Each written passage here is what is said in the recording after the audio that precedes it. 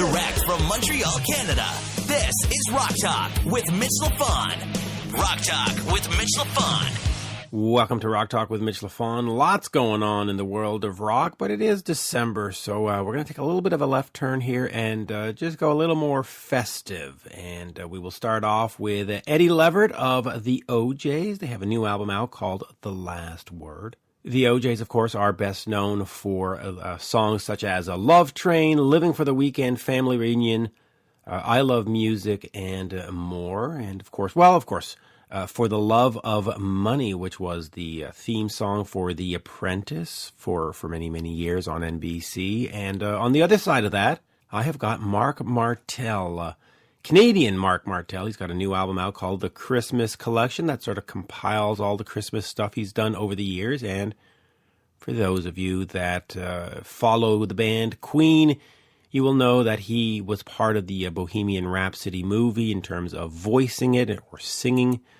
on it. He's also the lead vocalist for the Ultimate Queen celebration and is involved or was involved with the Queen. I guess it was the Queen extravaganza with that Roger Taylor and all that had put together. Anyway, we'll start off with Eddie Levert, and then we'll head over to Marc Martel. Both interviews reasonably short, just a little north of 15 minutes each. So here we go.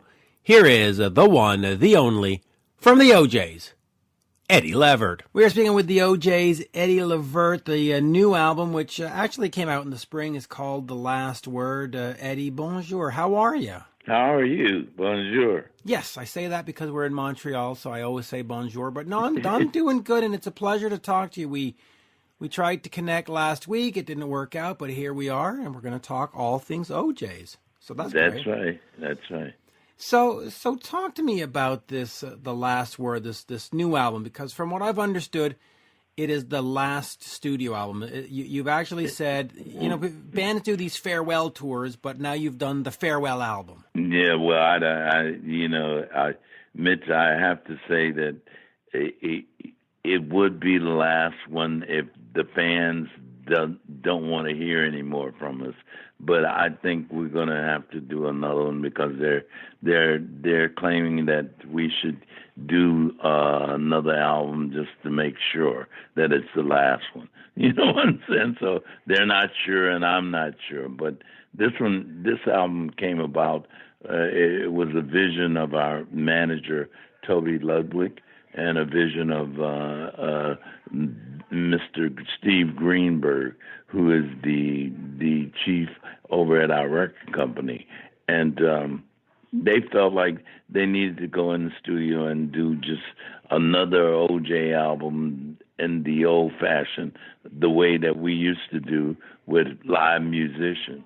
So they got live musicians, went in the studio along with Betty Wright, Sam Hollister, Mike Mangini, Steve Greenberg, and some people from the Bruno Mars camp, and we did an album, and it turned out pretty good. We did some political stuff, we did some love stuff. We reached back and did a oldie but goodie by doing "Sweeter Tomorrow," a tune that was penned by Bruno Mars, "Enjoy Yourself," and then we got Betty Wright did "Above the Law" and "I Got You," and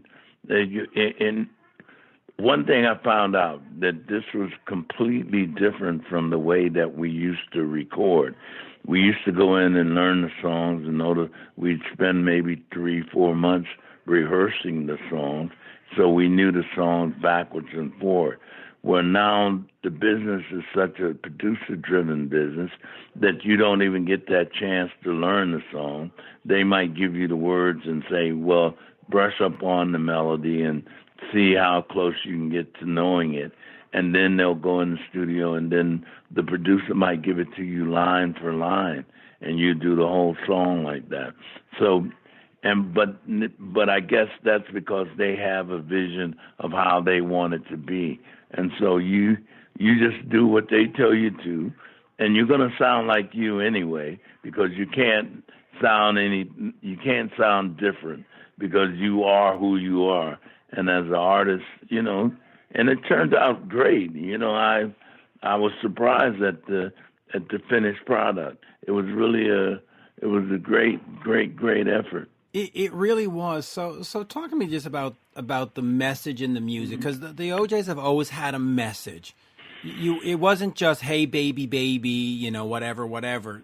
There was always something. And this right. And this wasn't this was the same thing, because we did a song called Above the Law, which addresses a lot of political things that are going on.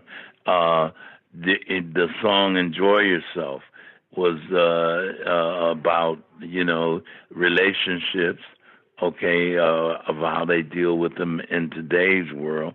And then you got the I Got You. That's like, we're together in this, and I'm the one that's got your back. Even if you falter, know that I'm there for you. And then you got a song like Stand, which addresses the children and the missing children, and how these people are grabbing children and disappearing with them, and the things that are going on in our school system.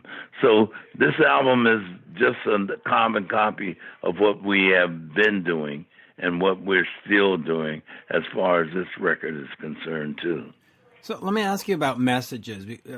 Is that something that you always had in terms of inside you, or was it Kenneth Gamble and Leon Huff who sort of said, hey guys, if you're going to be recording stuff, say something? Where did it come from? And also then talk to me a little bit about working with Gamble and Huff, because they were one hell of a team, right? It comes from both sides. Gamble and Huff, we just from our church upbringing, as far as me and Walter and the rest of the O'Jays are concerned, that's what we always have wanted to do, give a message in the music instead of wanting you to understand why you dance.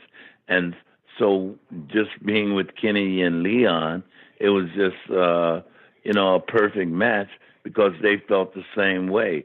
So when we did stuff like Family Reunion, when we did stuff like Message in the Music, when we did stuff like Love Train and For the Love of Money, that was right up our alley.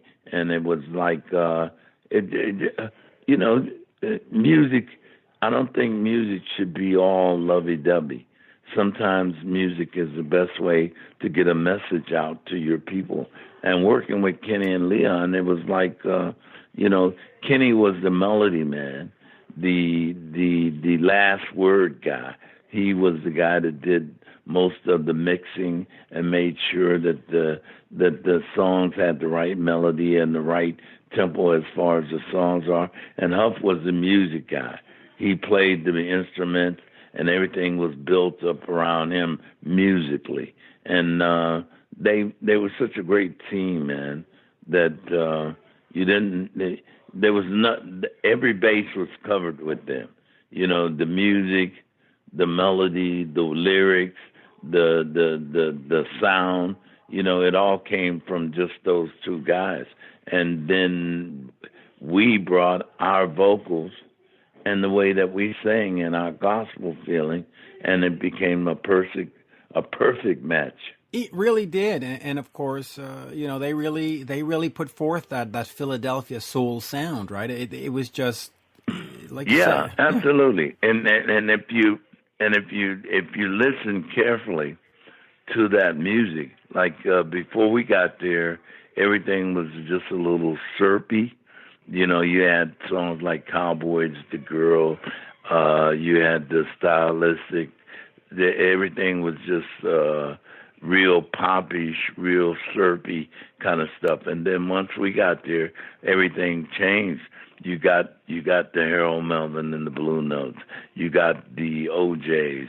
You got the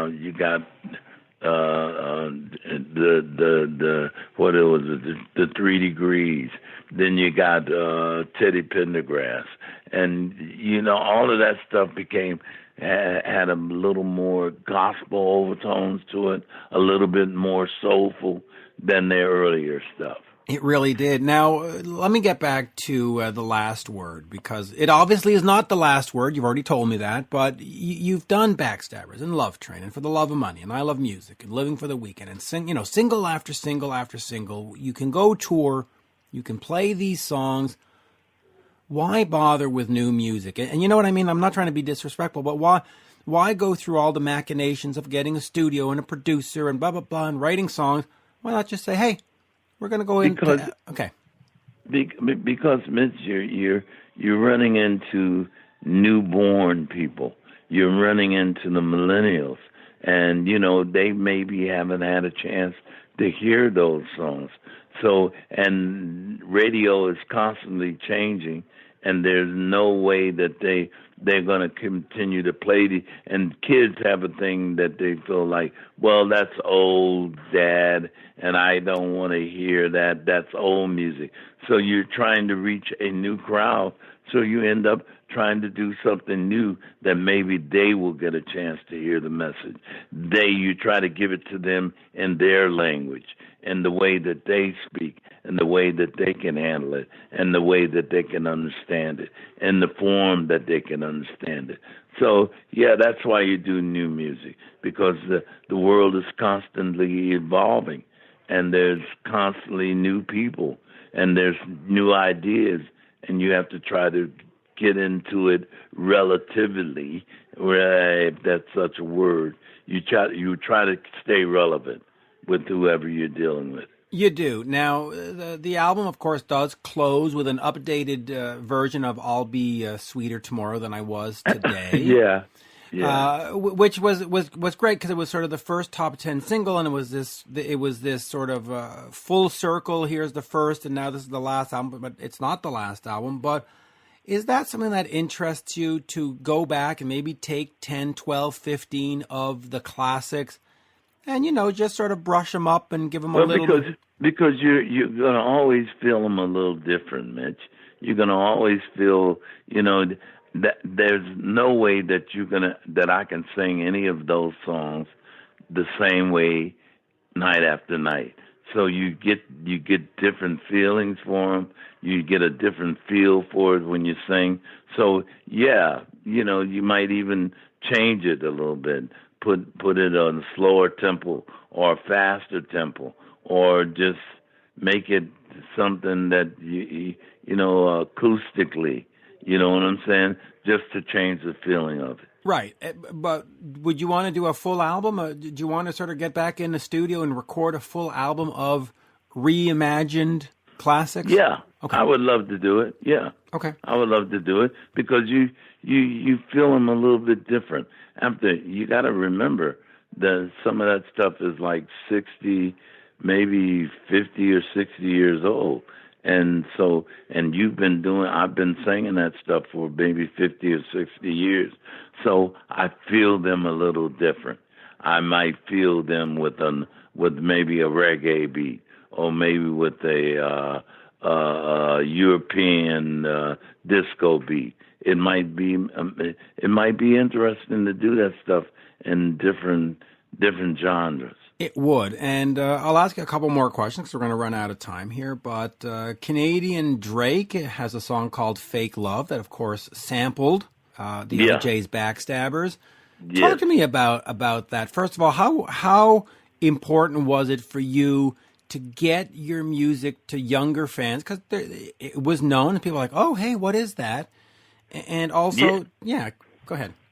Well, I think that's what I was speaking on earlier. The world is constantly evolving, so you want to reach those people. And so, with these kids sampling the music and doing different versions of your music, I mean, you reach an all new audience, and they think that it's new, but we know that it's some old stuff put with a new idea to it. That's what we were speaking about earlier, as far as wanting to do an album of old stuff and try to give it a new treatment. And I think that's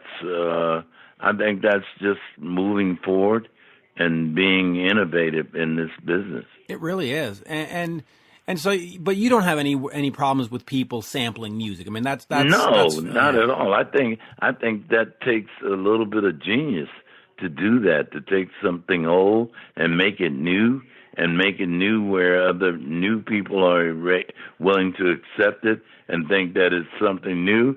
I think that's genius. It is. And then I'll finish on this because we're going to run out of time. But you have been there since the beginning.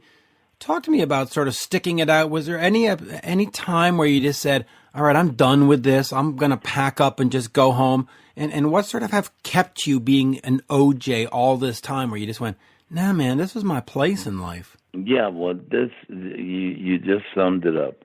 This is my place in life. This is what I was chosen to do. And, no matter how it might become, tiresome, it might become, you feel like you can't do it one more day. What else would I do?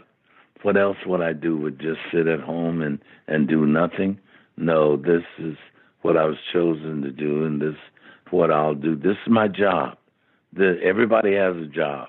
I have a job that takes me to different places and make it so that I can meet different people. And so I think my job is very interesting. I think my job is very unusual, and I get a chance to enjoy it all over the world. So, yeah, this is my job, and I love it. And you really do. And actually, I'll ask one last question because I just thought of it. Of course, the song For the Love of Money has been around forever, and a lot of bands and a lot of artists, Todd Rundgren, Katie Segal, Backstreet Boys, Bullet Boys, Queensryche, they've all covered it.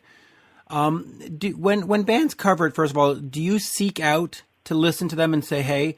And when you hear somebody like Todd Rundgren, who's really not in the same vein as an O'Jays or Queensryche, which is a heavy metal band, doing it, how do you react to that, to these different interpretations of your songs? It's funny you mentioned Todd, because Todd Rundgren, he came to the Apollo Theater one night to see James Brown, and then that we were on that show, and that night he got a chance to see the O'Jays, and it was no longer about James Brown. It was about the O'Jays. We became his group, and he felt like he had to be involved, and he felt what we were doing, and he feels our music, and it was great. It was just a great thing. It was great, really. And I hear the bell, which means we're done. Yeah, right. Eddie, an absolute pleasure. Thank you so much, and my pleasure, continued man. success. You of take course. care. Merci. Bonsoir. Good night. Thank you. Take care. Want to take a shower with Mitch? Hey Siri, play Rock Talk with Mitch LaFon. I couldn't find Rock Talk with Mitch LaFon in your music. Ugh, she never works. Well, that was a lot of fun. Hey, the O'Jays, come on. If you're going to get an interview with the O'Jays, you just got to do it. And I also have coming up Peter Noone of Herman's Hermits. Somebody offered me that, and I went, yeah, I want to talk to them. I like talking to all these classic artists. It's listen, as Billy Joel would say, it's all rock and roll to me. But let's move on to our next guest, Marc Martel. He does have a new album out called The Christmas Collection. It is available now, and he is touring. He also does his Queen show. If you need to find him, you can go over to Twitter at Marc Martel, or you can also just visit marcmartelmusic.com. And, of course, he's on Facebook and Instagram. And, well, you know what? Let's just get to him. Here is native Canadian, le seul et unique, the one, the only, Marc Martel. We are speaking with the singer Marc Martel. The new album, of course, is The Christmas Collection, featuring all kinds of great songs and great stuff. As we say in Montreal, bonjour, Marc, comment allez-vous? How are you? Ça va très bien, Mitch. I'm doing very well. Thank you very much. Yes, and it's funny because I that's sort of my opening line for every interview. And, yesterday I was talking to the guys of Guns N' Roses, and I was like, But of course, you're from here, so it's no surprise at all. So talk to me about this Christmas album, because it is not the first. You did do one with the band Down Here. Yeah. Back in yeah. When was that one? That was 2008, I believe, 2007 or 8. How many Kings, right? Songs for Christmas. So 2009. 9. 2009. I know my own. Your own history. discography. So just talk to me about, let's go with the importance of the season, the importance of Christmas. We are December of 2019. So talk to me about that, and then choosing the songs, and then choosing the performance of the songs, because there's different ways to perform these Christmas songs. Well, I grew up in a really musical home, as many musicians do, I guess. My mom is the piano player in my dad's church to this day. And actually, my first musical memories are of Christmas music, honestly, growing up in St. Hubert. My parents, for some reason, loved the Oak Ridge Boys, and who are, a Nashville country band. And not knowing that, 20 years later, I'd be moving to Nashville, Tennessee, and making it my home. I've been there for almost 20 years now. But, I've always loved Christmas music, as it shows that I did a whole album with my old band down here. And then when I got married in 2010, my wife made me promise her to record a Christmas album for her, like a solo project. And I thought, okay, well, maybe we'll do that someday. And then when I hired my new manager in 2016, he was like, you wrote, one of the best songs you ever wrote is How Many Kings, and it's a Christmas song. And we really need to, you seem to have a knack for that. And I was like, okay, well, let's do a Christmas EP. And then the next year we did another one, and the next year we did another one. So I've been living in Christmas music for pretty much 4 years straight. And we decided to put all of my Christmas music onto one album, the Christmas Collection, which, has How Many Kings from 2009, but also a bunch of brand new interpretations of holiday favorites. Which is great. And of course, there is a tour, a small tour. You're currently on the road. A few more dates. We're getting to the end of December, but we've got Sioux Falls on Sunday, and it goes all the way to Medford, New Jersey. Talk to me about that, because some of the shows are with Amy Grant, others are with Michael W. Smith. What are fans getting in the show? Yeah. Well, a lot of people know me because of my work, my tribute work with Queen. But you know what? I actually didn't even grow up listening to Queen. I'm fairly new. When I say fairly new, I've been into Queen for at least 15 years now. But in the house growing up, we didn't have that. We didn't have classic rock playing. We had a lot of gospel music, and Michael W. Smith and Amy Grant were two of the staples in our house. And so it's kind of a dream come true to be on the road with these two. And they have been doing a Christmas concert for years and years. And they're kind of synonymous in my books with Christmas. And to be invited to play with them and to share the stage with these legends, really amazing. So we've got 3 more shows with Amy and Michael. And tonight we're in Minneapolis. But then after the 3 shows are over, I continue on with just Michael W. Smith opening for him. And it's less of an opening slot as much as it is a guest slot. Like I'm mixed in throughout the evening instead of just warming up the crowd right before Michael gets on. So I'll come out and do a couple duets with him and, do a couple on my own. So it's a really ideal situation. I'm having a great time, especially after 2019 has been the craziest year of my life. I've been all over the world. And for Christmas, I just kind of get to lay back, save my voice a little bit, and pop in every now and then on stage. On stage. Now, you did mention Queen, and I will ask you a Queen question, but I'll wait for that. I do want to talk to you about down here, the Christian rock band from Canada, because being in Canada, we have the CanCon rules, and from our American listeners, Canadian content rules, and the marketplace in Canada is fractured and is difficult for the best of them, whether you're a Bryan Adams or a Honeymoon Suite, or it becomes difficult. Was there any particular challenge being a Christian rock band? Was there, and I don't want to use the word stigma, but I can't think of another word. So, but did people say, but did people go, oh, he's a rock band? Oh no, oh, a Christian. Oh, right. Like, was that just an extra layer of difficulty, or being in Canada, it just didn't matter? Music was music. Of course, there's always the stigma. There's a certain perception of what a Christian band's going to sound like. We didn't set out to sound like anyone when we formed our band. The band was kind of formed between me and my best friend at the time, Jason Germain, and we saw in each other something super original. Like when I first met him, he had these influences from Eastern Canada, like a lot of maritime, almost like Celtic but epic at the same time, and mixed with my like more straight down the middle, mainstream rock sound. I think we came up with something pretty original. And I think that in itself was a challenge for us because we didn't sound like most other Christian acts. We were a little more gritty, a little more raw. Our lyrics were very earnest, but we were talking about some pretty deep stuff. But we moved down to the States like right away after we got signed to a record deal. We weren't even looking for a record deal. We went to college in Saskatchewan, formed the band there, and we thought that we'd end up moving to like Toronto or something. But then we got signed to a record label in Nashville, Tennessee, and we've been down there ever since. And when you're in Nashville, Tennessee, you're surrounded by basically the industry. You're kind of in a bubble in Nashville because everyone's sort of working in the music industry and creating similarly themed music. So we didn't really spend as much time as we would have liked up in Canada. But we did win like 3 or 4 Juno Awards. So it was nice to get that sort of. 4. Yeah.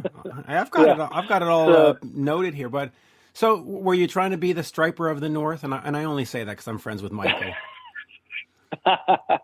Well, I don't know. I mean, Striper definitely had their own sound. I never got into the hair metal thing, but they definitely made their point, their mark. Yeah, they did, and I just mentioned that because I'm good friends with Michael, their lead singer. He's a good dude. But all right, so let's talk Queen. I mean, I'm sure you've heard the questions a million times, but if you insist, allons-y. You of course were part of the biopic, the Bohemian Rhapsody. You lent your voice to it. You got a sort of an interesting credit. Just sort of he was there. Talk to me a little bit about that. And I know you have an NDA in place, and so you can't sort of elaborate too much, but talk to me just about being considered to have your voice included in what is going to be sort of the seminal representation of what this band was and is. And, here's this little kid from Montreal, right? And now you're singing in what was the biggest sort of biopic of the year. Yeah, a painfully shy kid from Montreal, actually. Never thought I would be, making a career on stage. But here we are. But, yeah, I mean, I've had a relationship with Queen since, like, late 2011. And very early on, Queen's manager, Jim Beach, had mentioned to me that they were in talks with movie studios about making a movie about either Freddie or the band, or they weren't quite sure what it was going to look like. They said, but he did say that he would love to, have me involved in any way vocally if they needed any help in that domain. And of course, I was like, oh man, of course, I would love to. That'd be a dream come true. I've never worked in the movie industry at all. It's been all strictly music, and they're very different industries. But I guess I know enough about Hollywood to know that these ideas that are just in the works and there's nothing sort of tangible yet. It could be years, even decades before it gets made.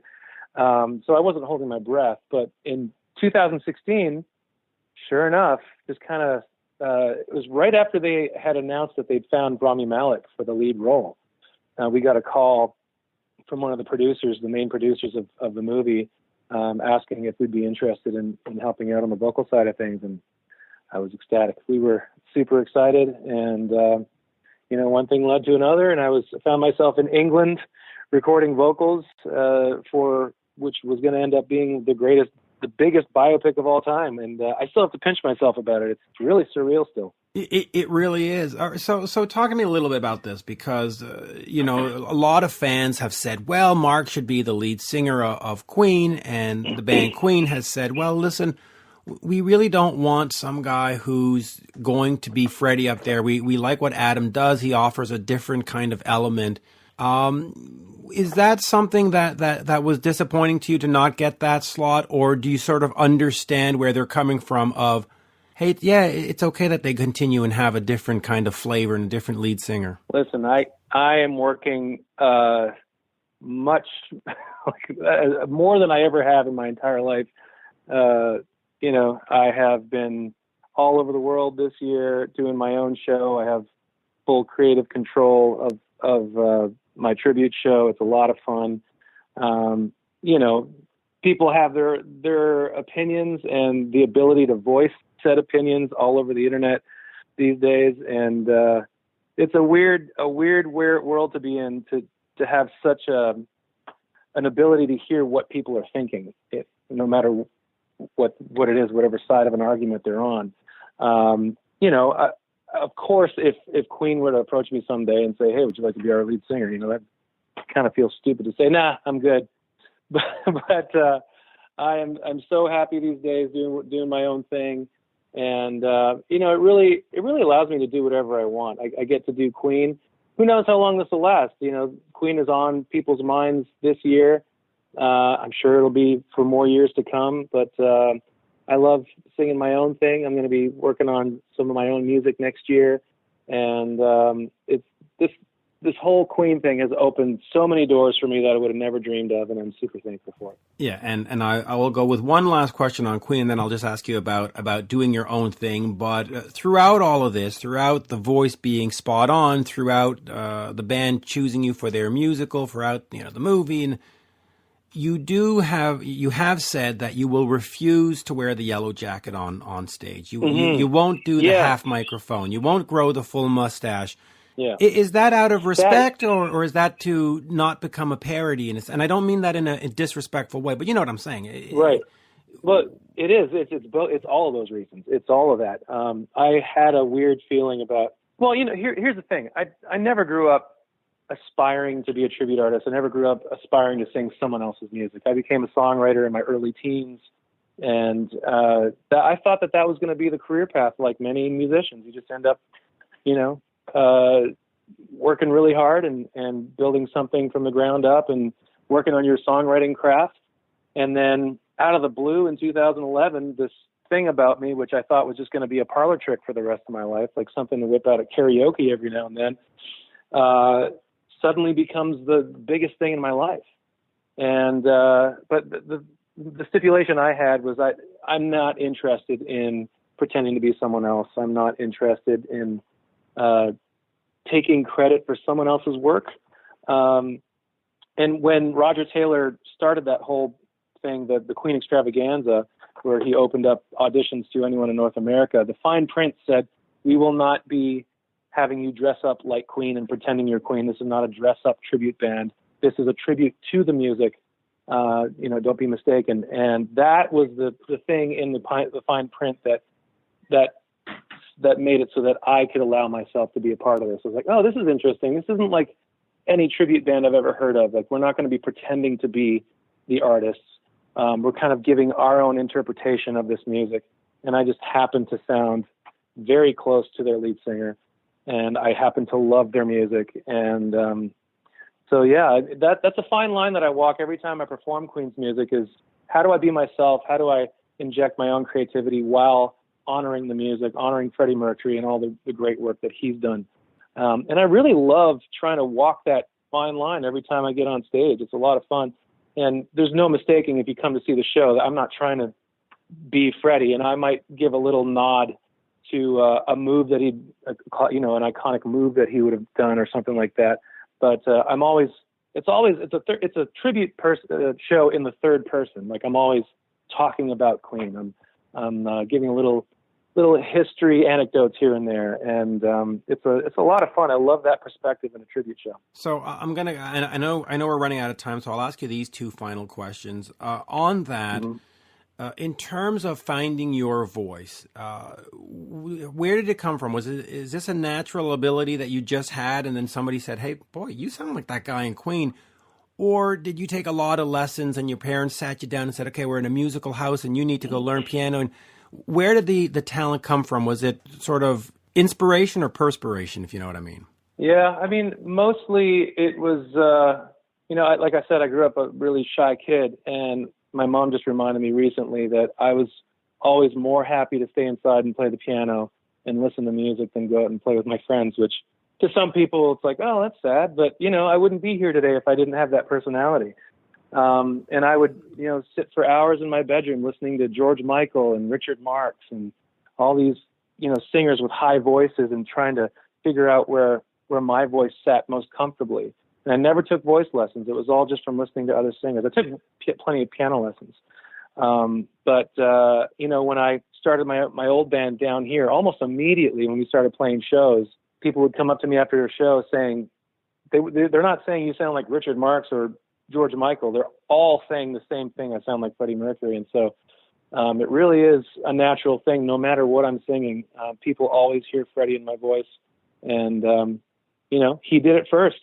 So there's always going to be that aspect of my career. And I've definitely gotten my arms around that whole idea, and I've really totally accepted it and embrace it. Yeah, it's great. And by the way, sitting inside listening to music as a kid, that sounds like a perfect afternoon for me, actually. I'm down with that. There you go. Yeah, it's perfect. And I will finish on this. You do, of course, do your own music. You had Down Here. You're doing your own thing. You have this Christmas collection.